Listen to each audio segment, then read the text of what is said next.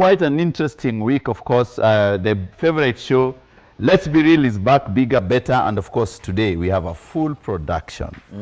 And your hosts look beautiful as usual.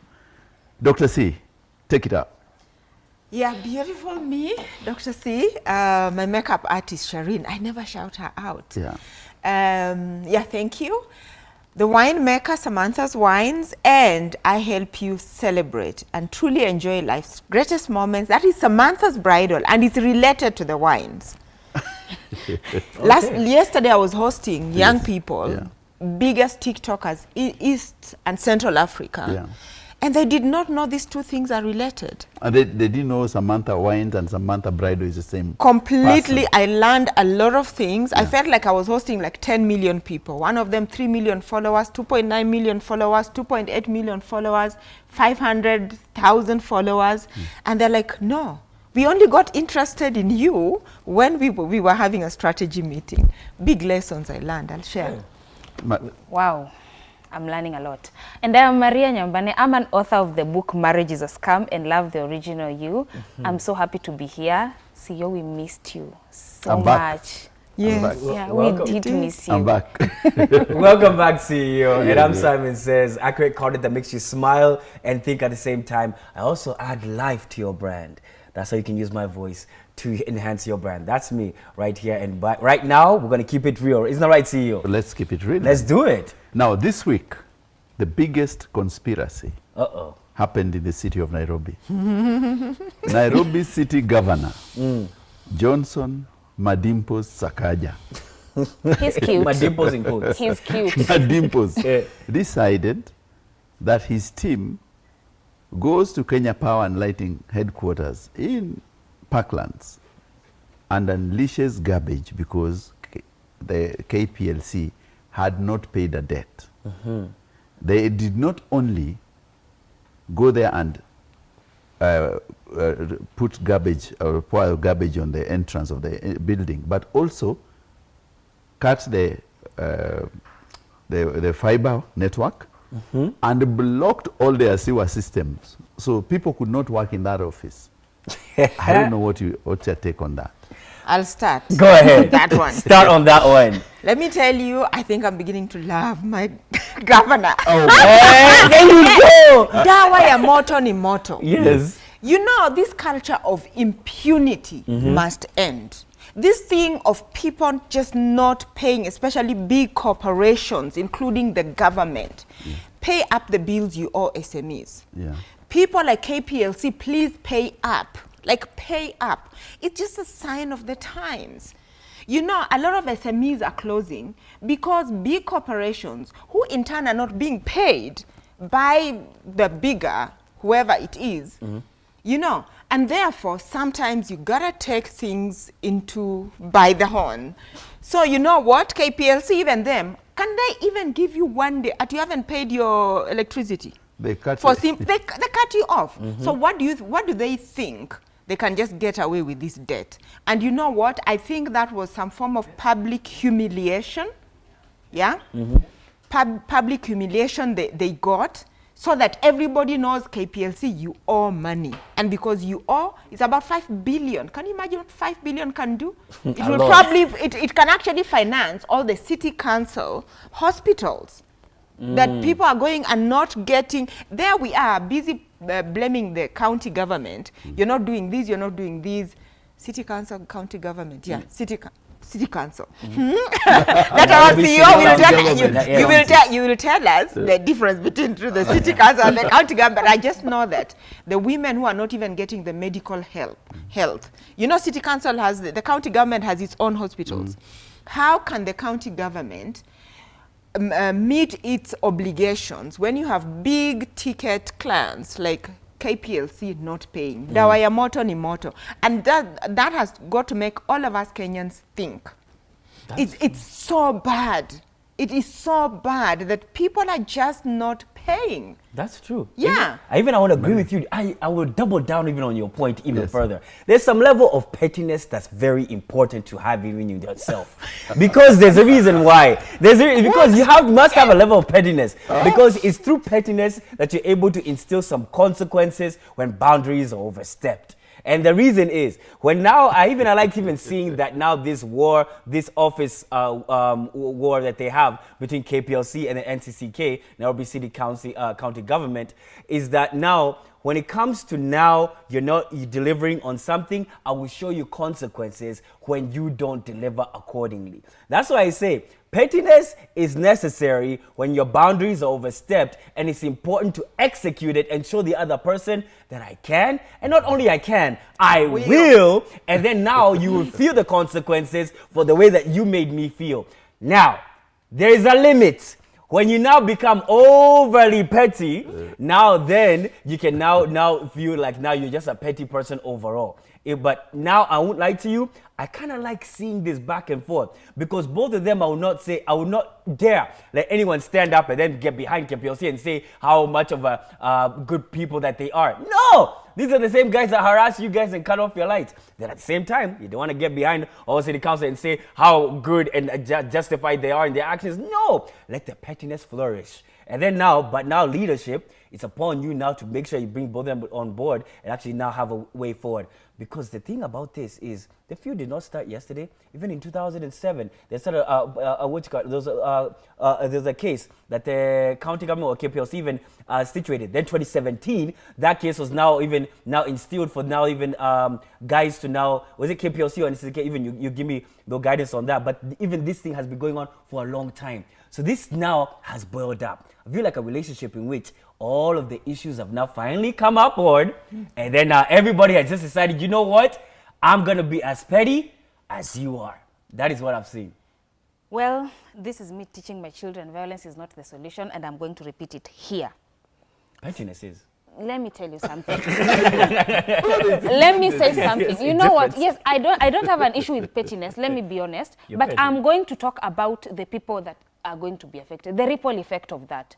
Them dumping garbage there is not only affecting KPLC, it's affecting the people nearby who have businesses there, who are doing their business on that same route, that they don't have any business with whatever the feud is about, but they went through it because of the feud of two very powerful entities that could have sorted their issue in another way.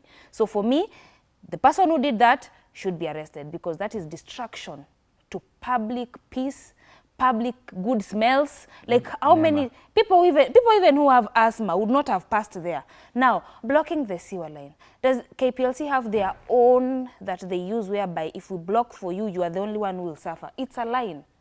It goes, it flows. So they were not affecting one person. So as much as there is issue with debt, and let me be honest with you, yes, I know 5 billion is a lot of money, but the county government can afford that than doing that. And I know KPLC should pay up. Another thing is, KPLC don't need to cut up line for people. They would not have done that for county government. And they do it to ordinary citizens. A county government can get tokens, whereby you know, if it's 200, it's 200. We are done. We are going off. There's no need of them fighting with the people about the lines and all that. Now imagine KPLC gets mad and the county government does not have power for a few weeks. Maria. Transformer blows. You know what? Let me say something. Yes. You know, this KPLC, how petty they actually can get. I know they are. So last year, remember it was a very heavy rainy season. So one of our neighbors within the current area where we live, and we share a transformer actually, had not paid up. Do you know they went and disconnected from the transformer and the rest of us? Because every time they would come, this person would not be here. There was some Chinese, I don't know what. They were just not there. And rain affects power. So it's now, not KPLC. No. It was very clear. It was very clear that they had cut it because this person needs to pay up. So they were using us to actually debt collect for them. And anyway, you know what? The statistics about big corporations like KPLC not paying up on time is not just not paying the county government. This is why the root cause. If you're going to take 120 days and not pay SMEs, that's why you're killing business in this country. And you know what? That's a very top level showcase of where including government itself has not paid so many tenders. They have not paid so many. People have committed suicide. So, you know, this thing is not just something to be rubbished. But humanity should have been, don't dump the waste in the public. See, Because you people know are what? It's suffering. the rot. It's the rot in the society. So I think, Dr. C, you've captured it very well. But what I want to look at this issue is lack of leadership. Lack of leadership and business leadership. And the problem Kenyans are facing is proper leadership. And Nairobians should know, when you elect people, you must elect people who can give you services. Remember that KPLC owes Nairobi County government. Nairobi County government owes KPLC. Each company owes each other billions of shillings. Yeah. They are government bodies. They are not private versus or government. They are government bodies. There is collective responsibility which they should come on a table and negotiate whenever such incidents occur. But the pettiness you're talking about is that they forgot all the values they are taught and what they have to work on together to come to a table. Because remember, Minister Opiyo Wandayi, the Minister for Energy, could have actually called Johnson Sakaja, who is a governor of the city, and sit down and argue, how are we paying each other? Do we cancel these debts? The government has a way how they pay intergovernment payments or debts. Yeah. It does not have to go to the public. So when NCC went to Kenya Power to do whatever they did, it's act of terrorism. It's a banditry. But these people are committing banditry to Kenyans. They are not paying them. I've not finished. It's banditry. But we are saying KPLC have not come with clean hands either. Yeah. None of them is clean. Because they have been going to county governments, and there are specific number of times they've gone to county government and disconnected power to incubators with little children without thinking how much danger they've put young kids. And these are enumerated. So the country, we need a national conversation. And this conversation should be, how do we act whenever we are not, or we're not paid each other, especially the government bodies. One way is having tokens. Not even just government bodies. You know, there's a bigger conversation to be had here. This is not even a conversation about the county government and KPLC. This is about our collectiveness, the way you're saying. This, you know, you're saying which Opiyo and I? See, should start. You are aware that the economy is ailing. They are aware. And if only the economy can do well, KPLC will have the money, county government will have the money for everything. Can we just start by paying the money that is owed to Kenyans? Yeah. This is the conversation that we need to be having to all the SMEs that are closing, employment, everything. Thanks, Dr. C. Let's move to the next topic. Which is yours, by the way. Which is my topic. Which is your topic, by the way. Now, apparently, talking of couples. What's going on? Yes. You know, these are like two people, KPLC, and they are like two couples quarreling. Anyway, we are talking about how do you meet your better half. Now, heterosexual couples, according to the National Academy of Sciences, Rosenfeld, they found that heterosexual couples are more likely to meet online. And back here at home, apparently, when it comes, people are moving from Tinder to tube ligation. So women are preferring to have their tubes cut so they don't have to have children. So if you're going to meet online, I want us to talk about how does this affect disclosure. Do you need to disclose the dating scene? You met online, you don't know this woman had her tubes cut. Hey, that matters a lot.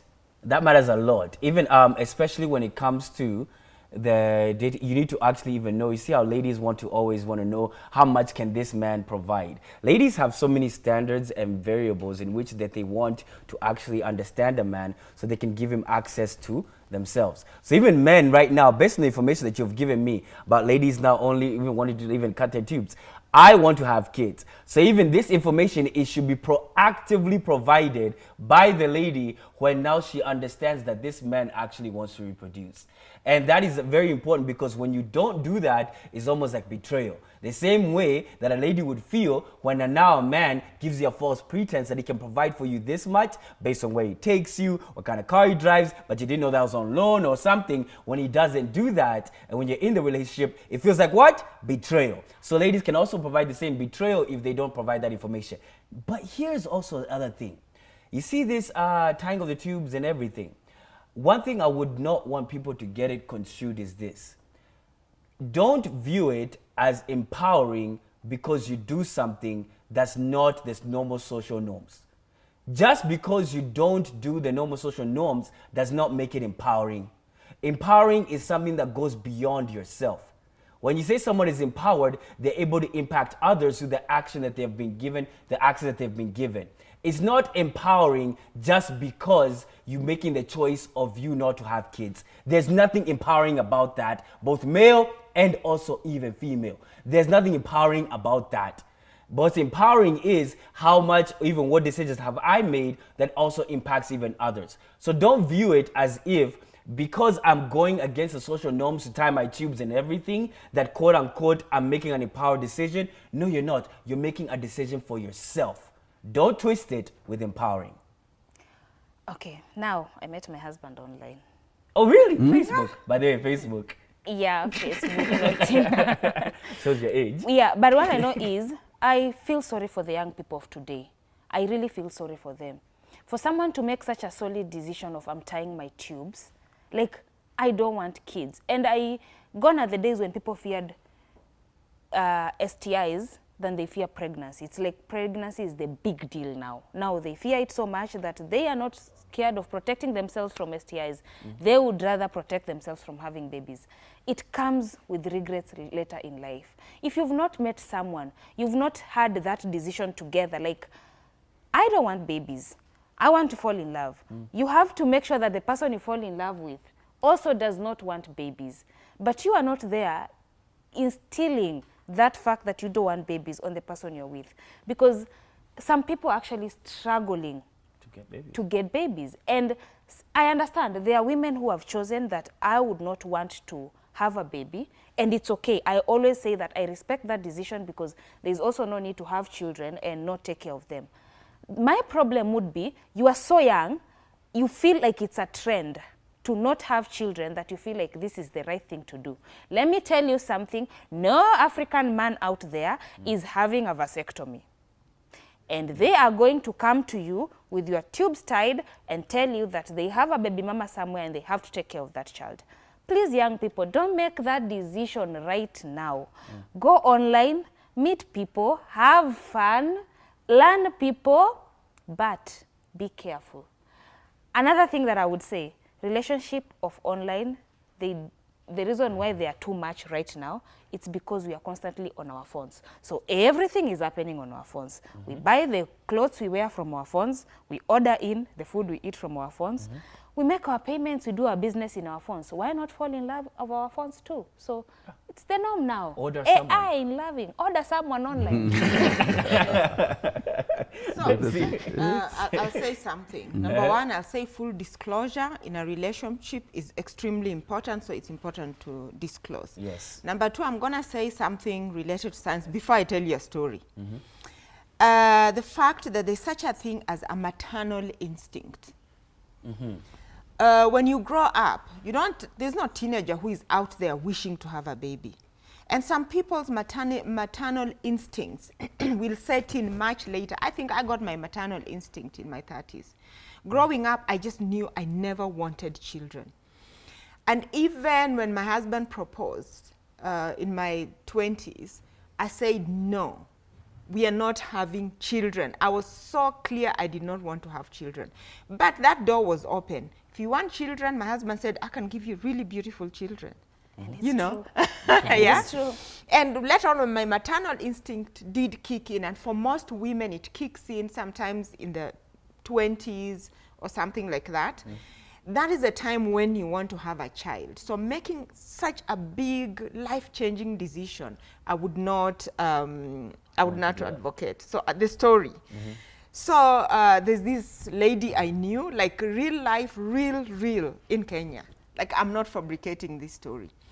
They knew they didn't want to have children and all that, and because I know they tried and the children were just not coming. They said, Nas, we are just okay. I was even telling her, why don't you try surrogacy, all these things. We are okay, as we are cool.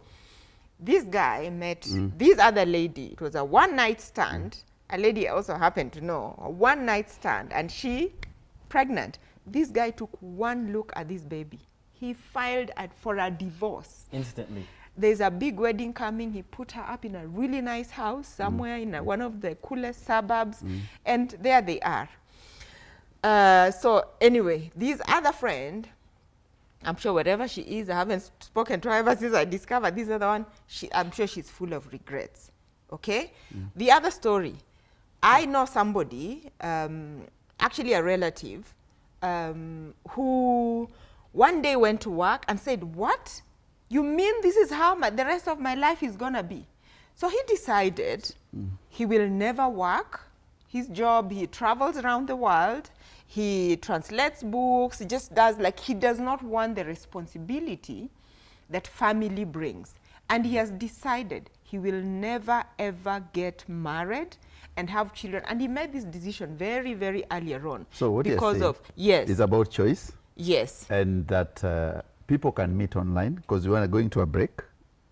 People can make their choices, but don't make your choices so early when you've not reached a certain age. Yes. Yes. I think that's But you the can key also takeout. make an early choice. Yeah. So this other one made an early choice, Yeah. and that's it, and that's their life. But he can have children if he wants. Yeah. So what we can say is that people cannot meet anywhere else. You can always meet online because the generation is different.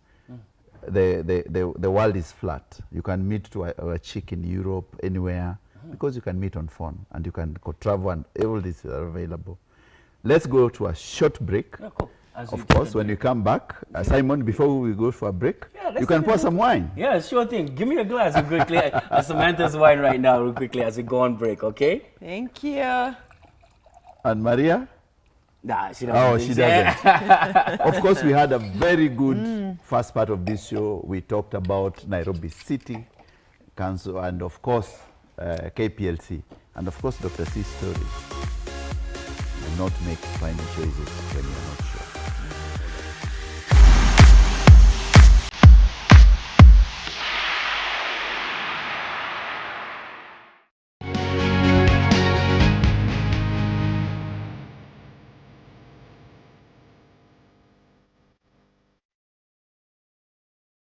Welcome back. Of course, the first part of the show, you had us talking about KPLC and, of course, meeting online and making those tough decisions.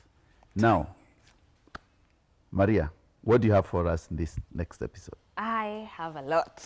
Talk to So, yes. So, there is, all of you have seen that there is this celebrity, Bahati, who has been gifting Diana for the 8 years of love.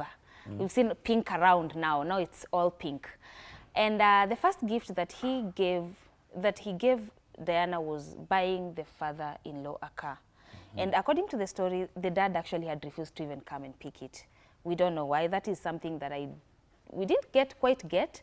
Then there's this footballer, Aziz, who is Mobeto's husband now, whose mother claims that she was not invited to the ceremony. And this is my question. Do in-laws have a say on how couples should live, or how relationships should run, how Look at marriages Simon. should run? Look at the way Simon is looking at you. What do in-laws have to do with my love life? A lot. A lot. They do. And Simon. in-laws have a lot to do with your love life, depending on how broke you are. Oh, Yes. It all depends on your wealth, and it all depends on your utility to the family. Here's the thing. In-laws don't dibble and dabble when they recognize that even you as a man can take care of your family, and you can actually have even you can sort out your issues, and you can actually take care of my daughter fully. They will dibble and dabble when they see incompetence, and then they'll start. Now you see the mother-in-law start saying, your place, we don't like this, or even what? They start seeing little areas of incompetence. This is on the angle of the man now.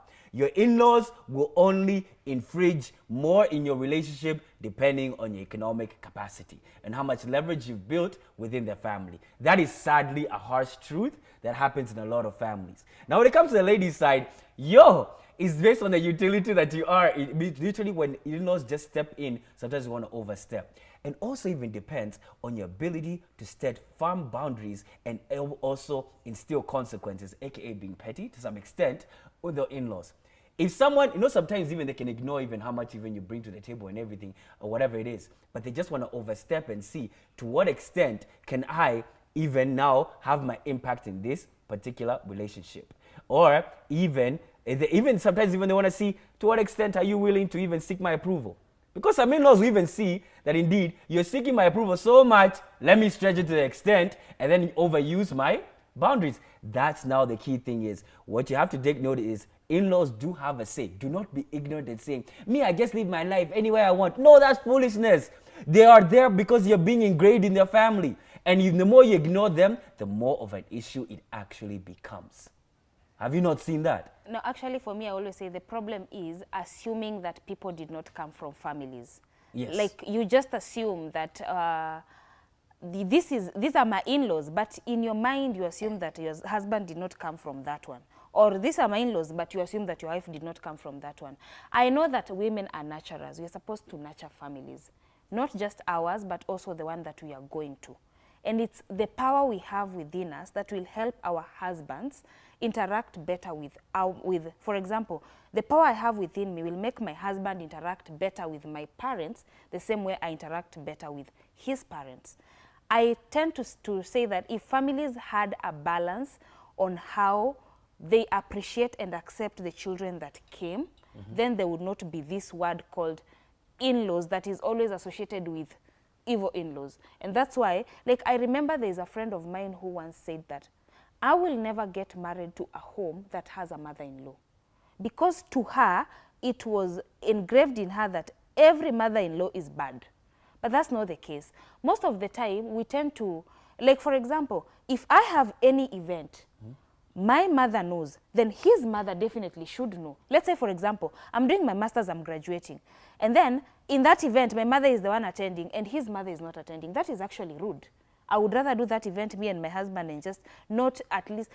Taking sides is the worst part of everything. And no one is obligated to go all extravagant where you marry, by the way. My husband is not obligated to spend as much as he can on my father. If he does it, it's from the goodness of his heart. And I am not obligated to take all my money and spend it on his... No, it's from the goodness of my heart. But that all comes from how did I nurture the families when I got into that home? And how did my husband respect me enough to understand that you are my wife? Now we are a team. That is the only way that it can work. Okay, Dr. C. I'm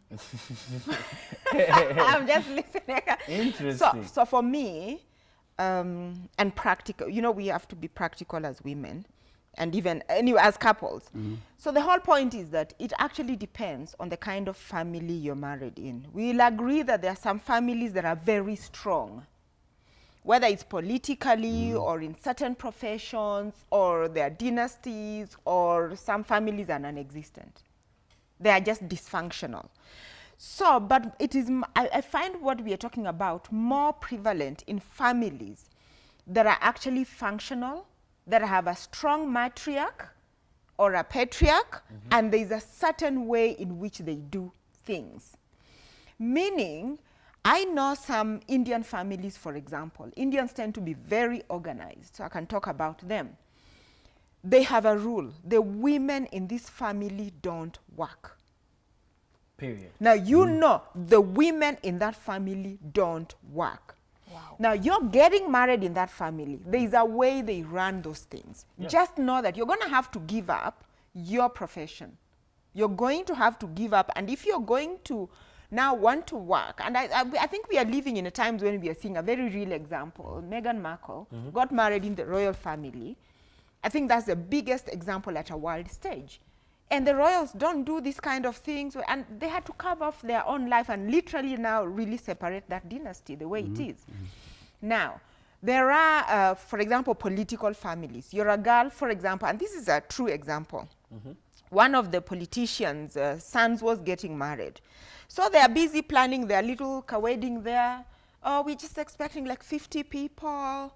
What, in their cloud? Hey, the matriarch, by now you must know whom I'm talking about, came and said, what do you mean?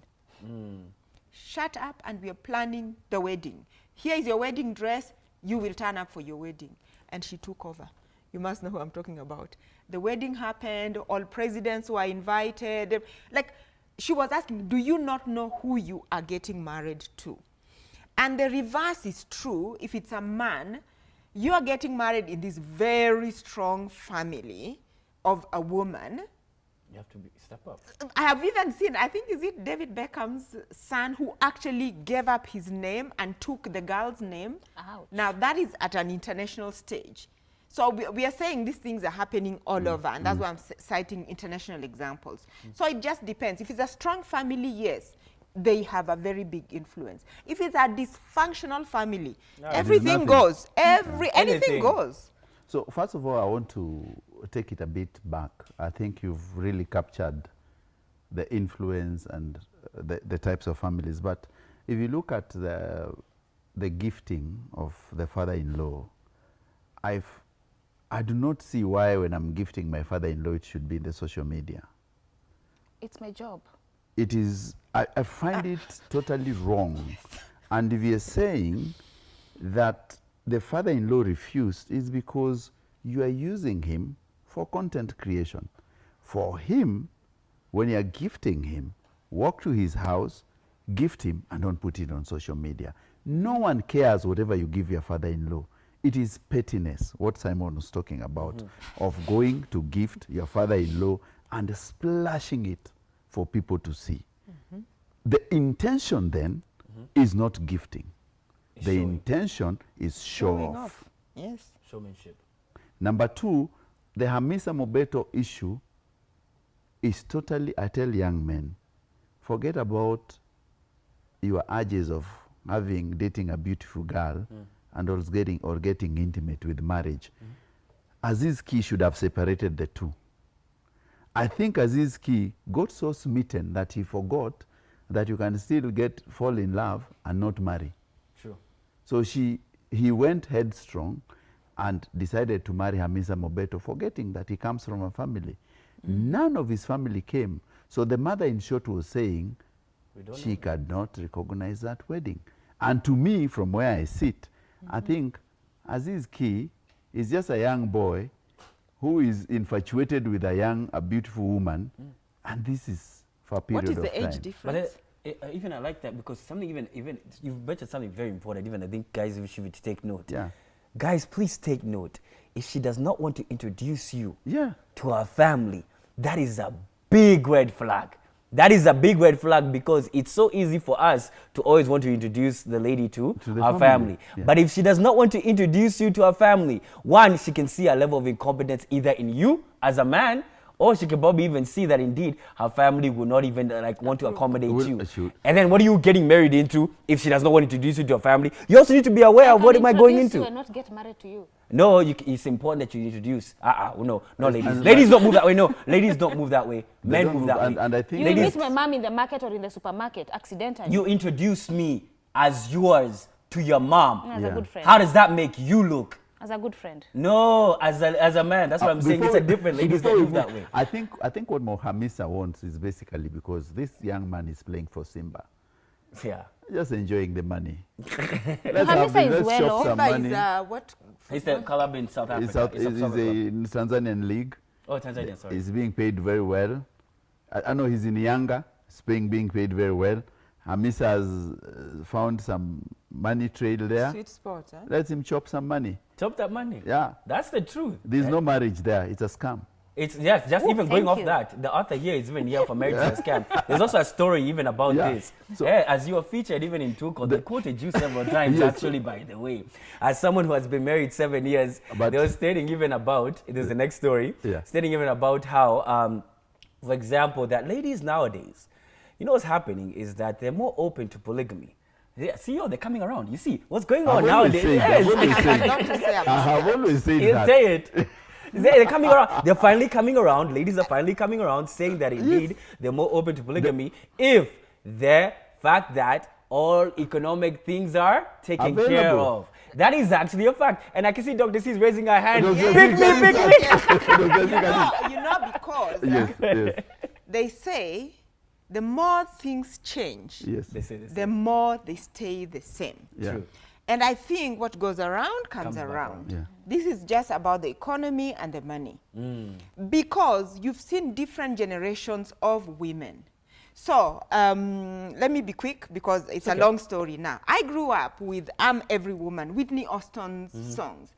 Now, I actually saw, this is an international trend, and that is a trend, where a lot of now children who came out of the women who, you know, that empowerment time, the way they saw their mothers really working hard, saying, oh, they don't need to get married. Those children decided they were getting married 21, 22. There was just a big trend. They were getting married at that time. And most of them, in fact, wanted to be stay-at-home moms. So they've been stay-at-home moms. They've been, and now that's a trend that is going. Right now, what's happening? There's more women. So now their children forgot, oh, our mother was a stay-at-home, now we want careers, now they're reaching 40-something and realizing, oh my goodness, yes, I've prioritized my career, but actually the only men I'm meeting are people's fathers. So people are actually open to marry other people's fathers because their time passed by. Compromise. Because if you're 40 something, where are you meeting? By the way, if you meet a Kenyan man who is 40 something, not married, please, there's something wrong. Or Really? they must have children out. A lot of African men get married in their 30s. Yeah. By the time they're in their 40s, they have a child somewhere, or they're divorced, or your chances of meeting a man in your 40s or 40 somethings, meeting a man who is single, never been married, or not having another wife, are very, very slim. To none. So that's why it is just a trend. And these women will tell their children in another trend coming, by the way, meet a nice young man. Don't, my own, I have it's just because of time. My grandmother got married as a second wife. The only thing I remember my grandmother advising me, never get married as a second wife. Yeah, never, ever, ever, because she had to change religions. So her grandchildren and her children grew up knowing getting married as a second wife, it's a no, it's a trend and a bad trend. Just find your own single man, get married. And now the problem with that, Dr. C, is you'll find your own single man, get married, and then that man decides I'm getting a second wife. Me, this is what I would say. If I am going to practice polygamy, I am the last wife and I'm not married. Is the last one? Yes, the last one, and I'm not married. Because I need my freedom too. You know, the way you are saying, because even me, there's a chance that another husband will come. Let me be honest. This thing of saying that it's okay for people to have two wives is actually making a lot of people think that all you need in life is the economic status. But that's not true. Like, you need your own person, you need to build your own life, get married at the right time, have children, raise them together, and do all that. However, I repeat, if there was cards for me to be married as another number of wives, it's the last one whereby this man will not marry again, so that I will be so young that I will have freedom, and that man should be there very, very old, and I'm in the 70s. wheel. But here's the thing with what you say. What you're saying is all nice. You're telling people to go through the hard way in life. Some people are just like, no, this life is not for struggling. Yeah. And here's the truth. What's happening right now is this. A lot of educated who are ladies who actually have money of their own, they're getting tired of taking care of their own responsibilities, and they realize life has to be easier than this. Because what you have to realize is, yes, the whole independent mantra was paraded, but the responsibilities that come with the independent mantra is what's wearing down on a lot of ladies right now. So the flip is happening in the sense that ladies are now saying, get this burden off my shoulders, and even if I'm the second wife, let it be. I do not want this stress. I was not made for this. It's going to make me hit menopause early or something. I am not going down for this way. This is not the way, this is not the soft life that they actually want. And that is a fact. Because there reaches a point, even in some ladies' life, where you just know searching for economic freedom is not the only outcome for happiness in life. When that hits you, because when you got the economic freedom is when you realize that indeed, let me take off this burden of economics. Let me just even have my money is my money. As long as he's taking care of everything. Let's just go on with this life, because I realize that indeed this whole being a independent woman, soft girl era. That's what you've heard. You've heard this serial. You've heard this. No, First of all, no more knocking on heaven's doors. You know what he said? You know that song? yeah. Yeah. So, but I want to say two things. First of all is that remember the way these families were, the first family constitution. Initially, in Kenya, and I want to tell you that this research was strictly Kenyan.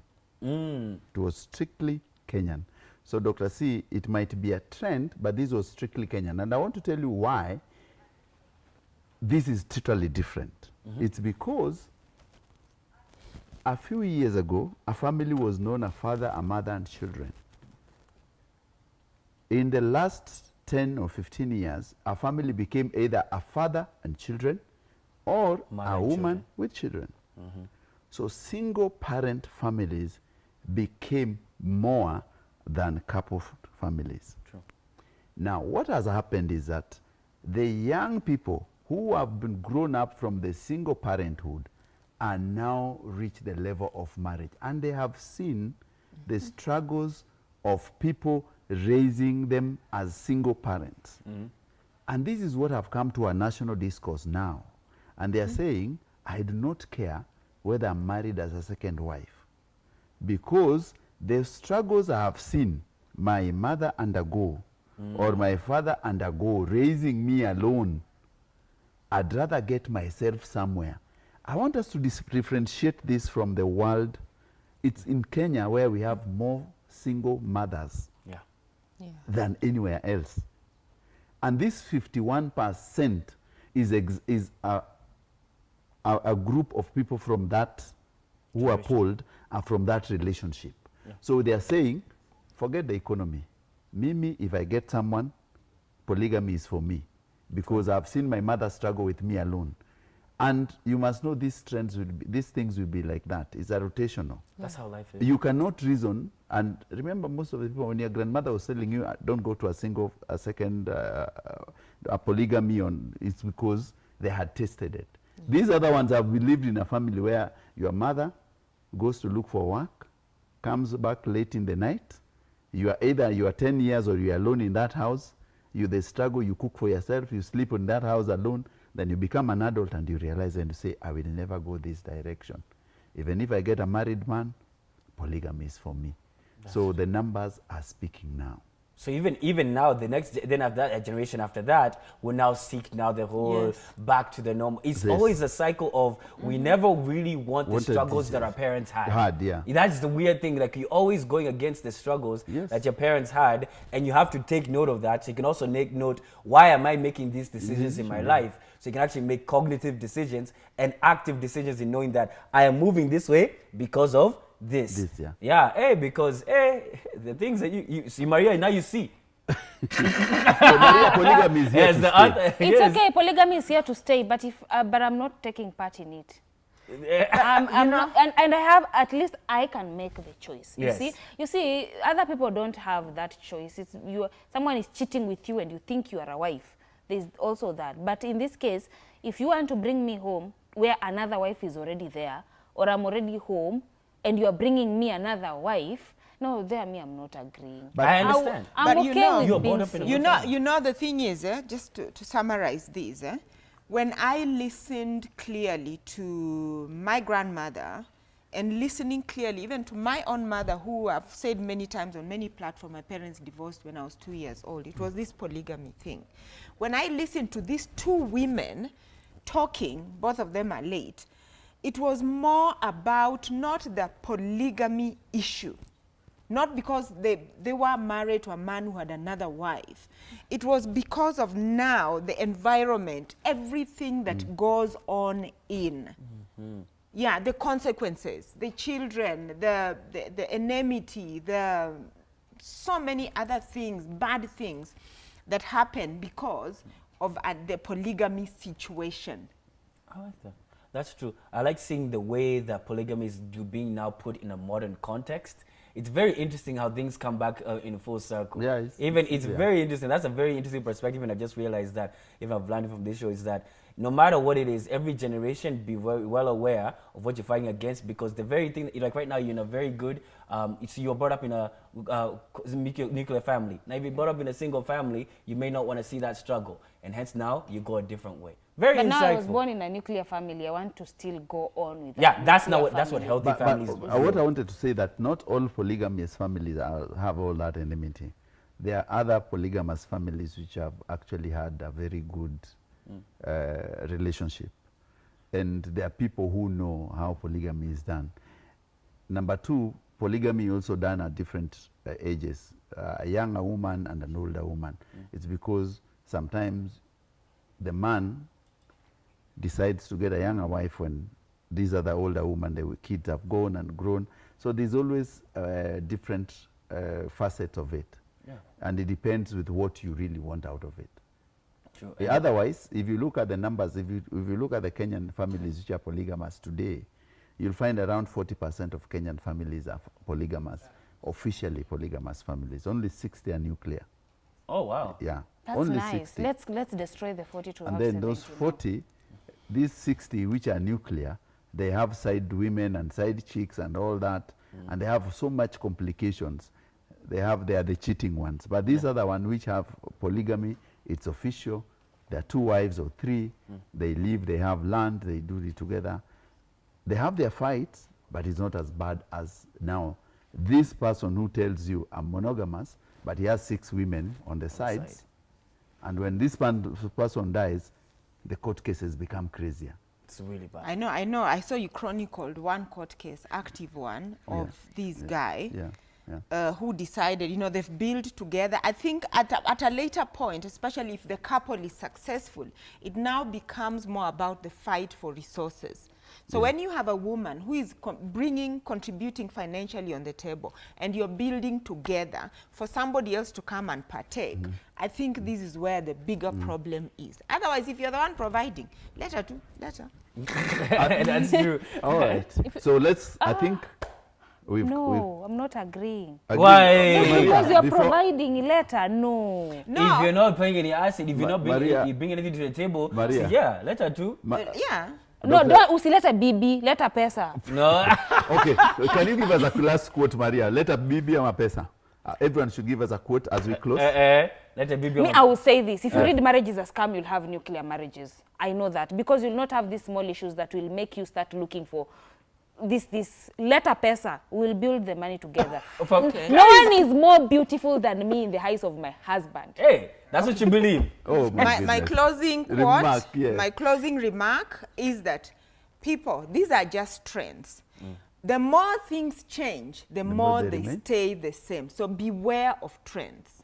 Simon, Yes. the more things change, the more they remain the same. Not really. It just and also new responsibilities. Make sure, man. Not polygamy is not for everybody. Some of you guys cannot even handle one girl, and you here want to bring another one. Why? You lose your mind. If you can't get married, Yes. stay single. True. If you don't have enough money, marry one wife. True that. If you have enough resources and you have capability and strength and power, marry as many as possible. Don't The world listen is to yours. you. Make it an oyster. Conquer it, my son. Conquer it. It's been real. It has been real. All right, guys. All So right. see you guys next week. Yeah. Only on Let's Be Real.